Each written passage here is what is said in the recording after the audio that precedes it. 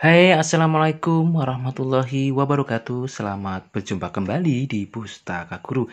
Dan kali ini kita akan melanjutkan kembali tentang pembahasan soal seputar P3K.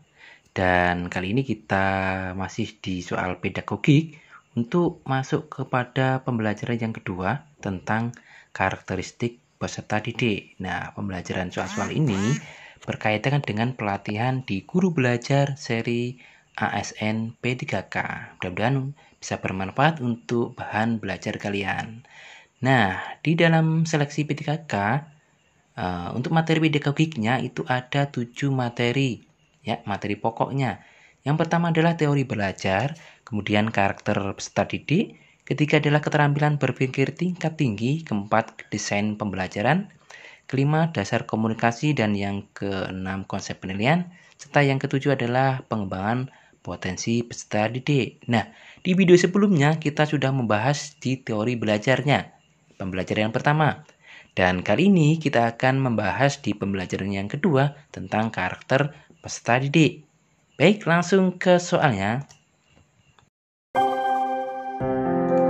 Soal yang pertama, guru A ketika melakukan proses pembelajaran selalu menggunakan media.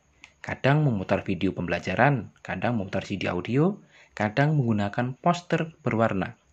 Agar peserta didiknya memperhatikan, ya di sini ya, memperhatikan dan tertarik terhadap apa yang dibahas serta senang mengikuti pelajarannya sehingga hasilnya sangat baik. Pembelajaran dilakukan demikian karena pertimbangan titik-titik. A. Gaya belajar, B. Etnik, C. Minat, D. Kultural, atau E. Gender. Nah, baik teman-teman, pada soal nomor 1, kata kuncinya adalah memperhatikan, kemudian tertarik. Ini mempertimbangkan aspek minat ya teman-teman. Nomor 1 adalah, jawabannya adalah aspek minat peserta didik. Baik, kita belajar bersama. Nah, gaya belajar itu kan bagaimana cara yang digunakan untuk menerima informasi atau pengetahuan dari anak didik, itu gaya belajar. Nanti akan kita jelaskan, yaitu ada gaya belajar secara visual, auditorik maupun kinestetik gitu ya. Kemudian etnik ini adalah suku bangsa berdasarkan aspek suku bangsanya. Kemudian minat ini adalah daya tarik. Nah, di sini kan kata kuncinya tertarik, maka masuk ke daya tarik ini, minat. Kemudian kultural itu adalah budaya. Sedangkan gender adalah ya jenis kelamin atau perbedaan laki-laki dan perempuan itu. Ini ya teman-teman untuk pembahasan soal yang pertama mungkin agak lebih mudah ya. Kemudian kita lanjutkan untuk soal yang kedua. Pada suatu proses pembelajaran yang kebetulan hari itu bertepatan dengan peringatan Hari Sumpah Pemuda, guru sebelumnya telah menghimbau kepada peserta didik untuk mengenakan busana daerah masing-masing. Tindakan guru tersebut memperhatikan karakteristik peserta didik, terutama aspek apa. Di sini adalah menggunakan busana daerah masing-masing. Artinya ini berdasarkan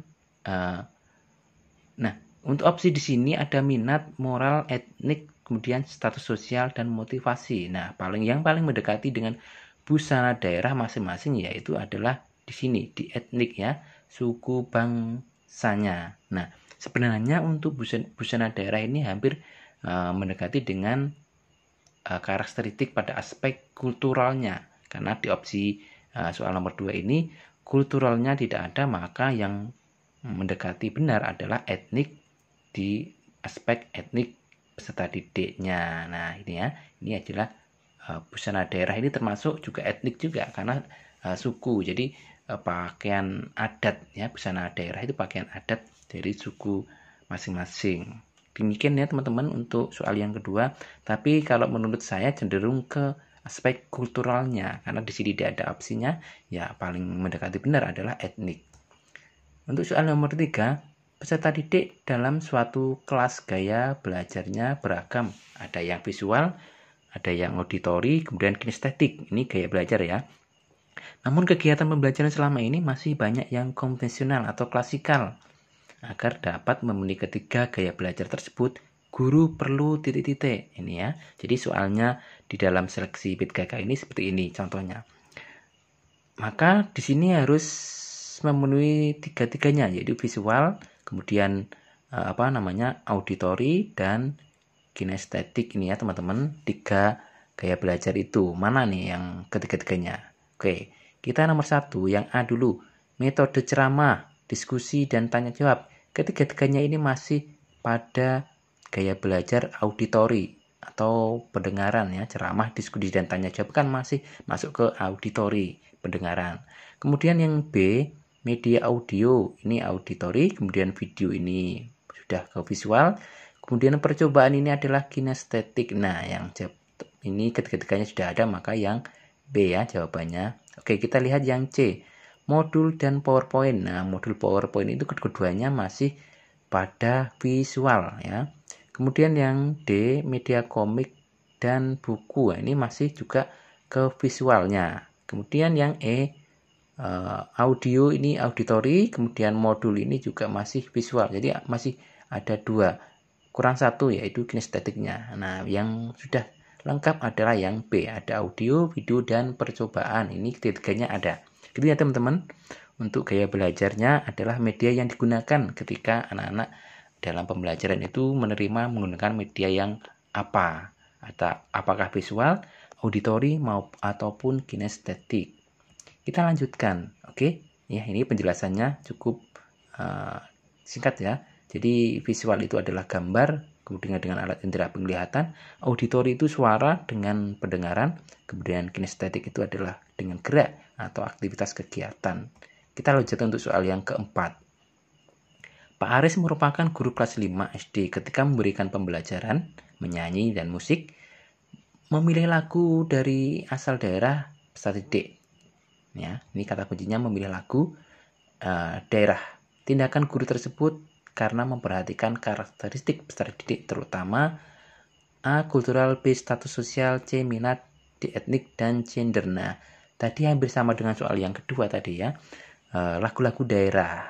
Kalau tadi kan busana daerah, nah ini lagu-lagu dari asal daerah, artinya lagu-lagu daerah. Maka paling tepat adalah yang A, kultural. Kalau tadi kan etnik ya teman-teman.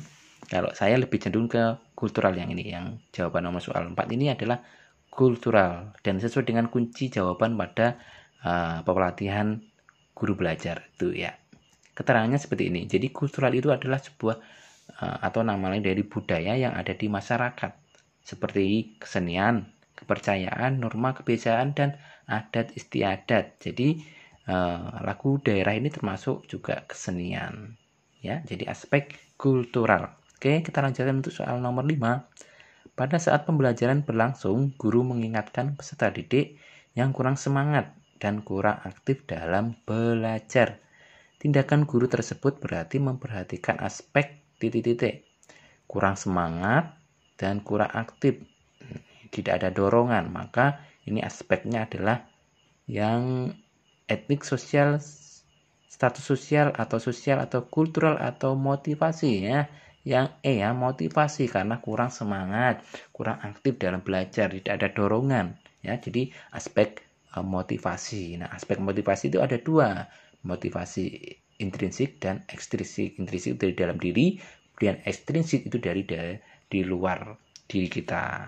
Oke, kita lanjutkan untuk soal yang ke-6. Pada suatu proses pembelajaran di taman kanak-kanak, peserta didik akan dikembangkan aspek motorik kasar. Oke, di sini adalah motorik kasar yang ditanyakan. Maka pendidik dapat menugaskan peserta didik untuk melakukan kegiatan apa? A, menendang bola, B, menjiplak huruf, C, mewarnai pola, D, memasang puzzle, E, meronce, membuat kalung. Nah, motorik kasar ini adalah yang berkaitan dengan otot besar ya, yang berkaitan dengan otot besar atau sebagian besar anggota tubuh. Nah, contohnya ini di sini ada melompat, ada lari, bahkan menendang bola. Maka opsi jawaban yang tepat adalah yang A, menendang bola, motorik kasar ya, teman-teman. Sedangkan untuk B, C, D, dan E seperti menjiplak huruf, mewarnai, memasang puzzle itu adalah contoh motorik halus, teman-teman. Nah, kita lanjutkan untuk soal yang ke-7 atau soal yang terakhir ini.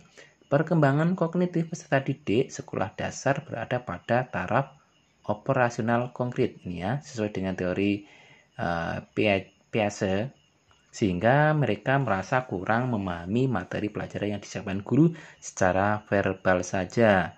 Proses pembelajaran tersebut akan efektif jika disertai dengan menggunakan media apa ini biar operasional konkret, maka kan konkret itu kan nyata. Istilah konkret itu kan nyata, maka yang efektif untuk penggunaan media adalah media benda nyata yang ya teman-teman, karena sesuai dengan taraf operasionalnya konkret, medianya nyata. Sedangkan verbal ini kan masih bukan nyata, hanya masih dengan alat bantu simbol ya. Nah, verbal ini contohnya apa ya? Ini grafis, ini masih verbal. Gambar, media gambar juga verbal, media cetak sama verbal, kemudian media poster juga masih verbal. Nah, sedangkan yang konkret adalah media benda nyata. Demikian teman-teman untuk pembahasan soal yang tentang seleksi P3K untuk materi pedagogik karakteristik peserta didik. Silahkan share video ini ke sahabat kalian, ke keluarga kalian, karena dengan membagikan video atau video yang berkaitan dengan ilmu seperti ini, insya Allah akan menjadi sebuah ibadah yang tidak akan putus pahalanya. Assalamualaikum warahmatullahi wabarakatuh.